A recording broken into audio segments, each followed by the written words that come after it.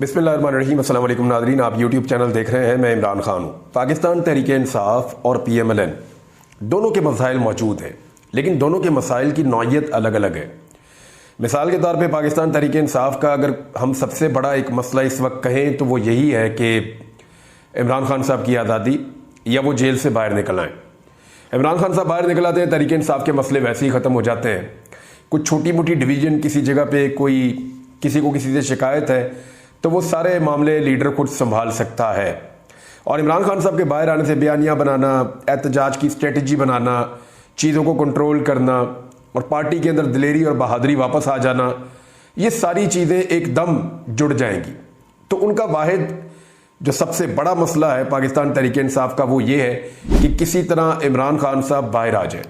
अब उसके लिए उन्होंने जो पहली स्ट्रेटजी अब दी है वो ये है कि पाकिस्तान तहरीक इंसाफ जुमे के रोज़ 26 अप्रैल को, यानी अगर आप ये वीडियो आज रात को सुन रहे हैं तो कल सुबह, अगर लेट नाइट सुन रहे हैं तो आज ही सुबह के दिन में एक एहतजाज किया जाएगा पाकिस्तान तहरीक इंसाफ की जानिब से। और वो पूरे पाकिस्तान में एहतजाजी रैलियों का उन्होंने अनाउंसमेंट किया है। सूबाई असम्बली की जो नशिस्तें हैं उनकी सतह के ऊपर यह एहतजाज होगा। स्ट्रेटजी इसलिए बनाई है कि एक जगह पे एहतजाज अगर हर शहर में करेंगे तो पुलिस जाएगी और वहाँ पे एक नया फसाद बन जाएगा, बंदे गिरफ्तार हो जाएंगे।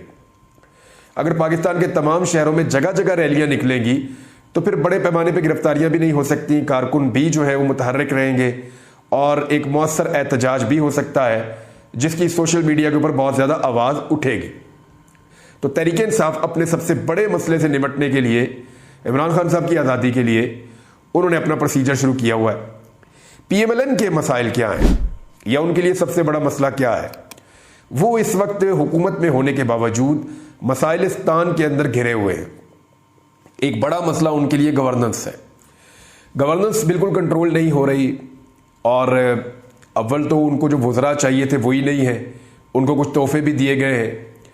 तो उन्हें समझ नहीं आ रही कि गवर्नेंस कैसे ठीक करें। शहबाज शरीफ को कोई तजुर्बा है नहीं, उन्हें कोई समझ आ नहीं रही। और जैसी गवर्नेंस उन्होंने पिछले 16 महीने में की, जब वो ज़बरदस्ती इक़्तिदार के ऊपर मुसल्लत हुए हुकूमत को गिराने के बाद, इमरान खान साहब की हुकूमत को गिराने के बाद, तो तब जो उन्होंने तबाही फेरी वो उसी का तसलसल आज भी लेकर चल रहे हैं।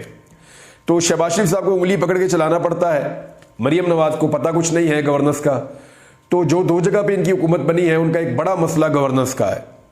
दूसरा मईशत का एक बहुत बड़ा मसला है कि मईशत जो कुछ ना कुछ ठीक हो गई थी या कहीं ना कहीं आहिस्ता आहिस्ता सस्टेन कर रही थी, पाकिस्तान की इंडस्ट्री चल रही थी, फॉरेन रेमिटेंसेस आ रहे थे, आपके ज़र मुबादला के ज़खायर 16 अरब अमरीकी डॉलर्स तक पहुंच गए थे, आपका मुल्क जो है वो लगभग 6% के करीब तरक्की कर रहा था। ये सारी चीज़ें सस्टेन कर रही थी।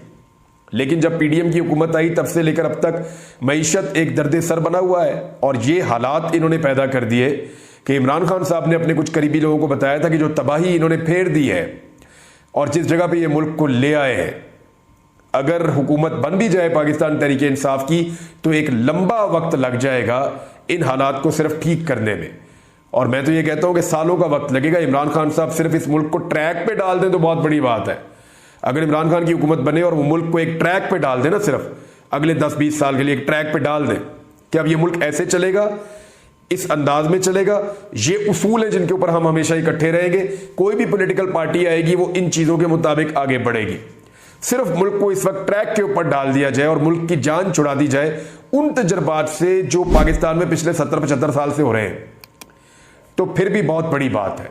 मुल्क को ठीक करना, मईशत को बेहतर करना, यह अब एक लंबा काम है। कोई भी आकर जादू की छड़ी से यह कर नहीं पाएगा। एक बड़ा मसला PMLN का मकबूलियत का है। अवाम में उनकी मकबूलियत बिल्कुल जीरो है। वो बेचारे पब्लिक में जाने से ही डरते हैं। हर दूसरे दिन कोई ना कोई इशू हो जाता है, इसके बावजूद वो पब्लिक के बीच में जाने से घबराते हैं। नवाज शरीफ साहब ने कैसे डीलों के नतीजे में अपनी मकबूलियत को ज़मीन बोस किया है ये तो पूरा पाकिस्तान जानता है। अब उनके पास मकबूलियत भी नहीं है और बयानिया भी कोई नहीं है। बयानिया उनका एक बहुत बड़ा मसला है, यानी उन्हें यह समझ नहीं आती। आधी पार्टी बयानिया दे रही है कि नवाज शरीफ के साथ धोखा हो गया और रो रो के उन्होंने ट्वीटें भी की थी, रोते हुए उन्होंने एक दूसरे को ऑडियो मैसेजेस भी भेजे थे कि मर गए, लुट गए, बर्बाद हो गए, यतीम हो गए, ऐसी बातें उन्होंने की थी। तो आधी पार्टी कहती है नवाज शरीफ के साथ धोखा हो गया, आधी पार्टी कहती है धोखा नहीं हुआ। आधी पार्टी कहती है नवाज शरीफ को वजीर आजम बनना था, उन्होंने अखबारों में इश्तिहारात भी लगा दिए थे। आधी पार्टी कहती है उन्होंने बनना ही नहीं था। फिर एक और बयानिया जहां पे लड़ाई है, पार्टी के कुछ लोग कहते हैं जी मियां नवाज शरीफ साहब को जनरल कमर जावेद बाजवा साहब ने मुल्क से बाहर भिजवाया था, या एस्टेब्लिशमेंट कह लें उन्होंने मुल्क से बाहर भिजवाया था। बाकी बंदे कहते हैं जी नहीं भिजवाया था। ख्वाजा आसिफ एंड कंपनी कह रहे हैं कि जनरल बाजवा ने भिजवाया था, एस्टेब्लिशमेंट ने भिजवाया था। राणा सनाउल्लाह एंड कंपनी कह रहे हैं जी एस्टेब्लिशमेंट ने नहीं भिजवाया था नवाज शरीफ साहब को। धांधली हुई है या नहीं हुई, इस पे भी रोला पड़ा हुआ है। पार्टी के जो लोग हार गए हैं और बाद लोग जो जीत भी गए हैं वो भी ये कह रहे हैं कि जनाब धांधली बहुत हुई है, मैंडेट पाकिस्तान तहरीक इंसाफ का था, हमारा नहीं था। और जो लोग इक्तदार में आकर बैठ गए हैं और वो ढीठ बन गए हैं वो ये कह रहे हैं जी धांधली बिल्कुल नहीं हुई, ये जेन्युइन इलेक्शन हुआ है, ठीक इलेक्शन हुआ है। पीएमएलएन वो कह रहे हैं जी जीत गई है। जनरल बाजवा की एक्सटेंशन के मामले के ऊपर पीएमएलएन में डिवाइड है। पीएमएलएन के कुछ लोग कह रहे थे जनरल बाजवा ने एक्सटेंशन नहीं मांगी और वो नहीं लेना चाहते थे। जनरल बाजवा भी आजकल कस्में खाकर यकीन दिला रहे हैं। लेकिन इरफान सिद्दीकी साहब जो है उन्होंने कहा कि एक स्टेज ऐसी आ गई थी कि जनरल बाजवा ने एक्सटेंशन मांगी और ना मिलने की सूरत में धमकी लगाई कि मैं फिर मार्शल लॉ लगा दूंगा अगर मुझे एक्सटेंशन ना मिली तो आपको याद होगा हम ये बात करते थे कि एक एक्सटेंशन जो है उसके लिए कोशिश की जा रही है और उस वक्त कोई मानता नहीं था। तो आज इरफान सिद्दीकी साहब गवाही दे रहे हैं कि जब पीडीएम की सरकार बनी थी तो जनरल बाजवा ने बाकायदा धमकाने वाले अंदाज में एक्सटेंशन की डिमांड की थी और एक्सटेंशन ना मिलने की सूरत में मुल्क में मार्शल लॉ लगाने की धमकी भी दी थी। एक और कंफ्यूजन भी है बयानिया में, वो ये है कि मोहसिन नकवी और वजीर खजाना को अपनाना है, ओन करना है या ओन नहीं करना, पीपल्स पार्टी को हुकूमत में शामिल करना है या नहीं करना, हुकूमत करनी भी है पूरी या नहीं करनी, वफाकी हुकूमत में रहना भी है या इसको छोड़कर भाग जाना है, इस पे भी वो बहुत ज्यादा डिवाइड है। मफामत करनी है या मुजाहमत करनी है, इसके ऊपर भी डिवाइड है। अब राणा सनाउल्लाह साहब ने स्टेटमेंट दिया कि नवाज शरीफ साहब तो इमरान खान साहब से कल भी बात करने के लिए तैयार थे और आज भी बात करने के लिए तैयार है। मैं स्टेटमेंट आपको थोड़ा पढ़ के सुनाता हूं, फिर आपको बड़ा इंटरेस्टिंग लगेगा, मैं इसके फैक्ट्स आपके सामने रख दूंगा। उन्होंने कहा जी कि नवाज शरीफ मुल्क की खातिर कल भी इमरान खान से मुज़ाकरात के लिए आमादा थे और आज भी हैं, और नवाज शरीफ ने 2014 में भी बात की थी और अब भी नवाज शरीफ बात करना चाहते थे और करना चाहते हैं।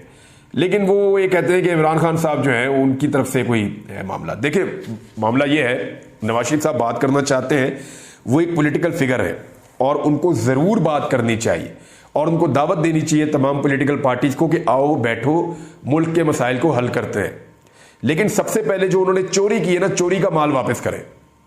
देखिए ये तो नहीं हो सकता ना कि वोट पड़ा इमरान खान को, नवाज शरीफ ने जबरदस्ती सारा वोट छीन कर 2 नंबरी से फ्रॉड करके धोखा करके 5 साल के लिए अपनी हुकूमत बना ली। अब अपनी हुकूमत बना ली है, अब जिसके घर चोरी की है उसको कह रहे हैं कि आओ बैठो और बैठकर मुज़ाकरात करते हैं। ये तो इसको कहते हैं उल्टा चोर कोतवाल को डांटे, या इसको कहते हैं एक तो चोरी